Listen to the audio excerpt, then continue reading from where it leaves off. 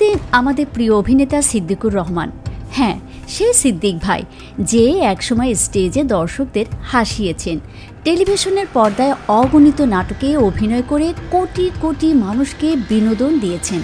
আজ সেই সিদ্দিক ভাই আবার সবার সামনে, তবে এবার নাটকের পর্দা নয়, রাজনীতির মঞ্চে। আর সেটা যে একদম অ্যাকশন না তা নয়। হ্যাঁ, সিদ্দিক ভাই একেবারে সিনেমার মতো। কিন্তু এইবার সিদ্দিক ভাইয়ের স্টার চরিত্র কিছুটা বদলে গেছে।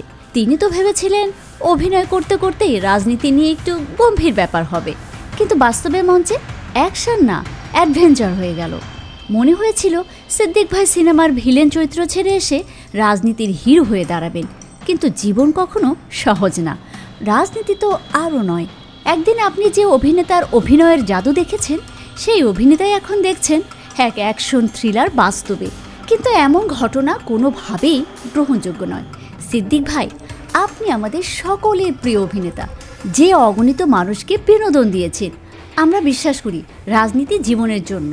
একটি ব্যক্তির ইচ্ছা হতেই পারে রাজনীতি করার, তবে কেউ যেন এমন পরিস্থিতিতে না পড়েন, এমনভাবে কারো গায়ে হাত তোলা যেন না হয়। রাজনীতি সবসময় ঠান্ডা মাথায় বিনয়ের সাথে করতে হয়। তবে সিদ্দিক ভাই পর্দায় যে মারামারি করে দর্শককে চমকে দিতেন, বাস্তবেও কি সেরকম কিছু ঘটে গেল? পুলিশও ভাবছে এটা কি সিনেমার শুটিং, এটা কি রাজনৈতিক দ্বন্দ্বের ফল, নাকি অন্য কিছু? এ নিয়ে অনেকেই ভিন্ন ভিন্ন মত প্রকাশ করছেন। কিন্তু একটাই কথা, সিদ্দিক ভাইয়ের মতো একজন অভিনেতা, যিনি এত মানুষের হৃদয়ে জায়গা পেয়েছেন, তাকে এভাবে মেরে থানায় নিয়ে যাওয়া উচিত ছিল না।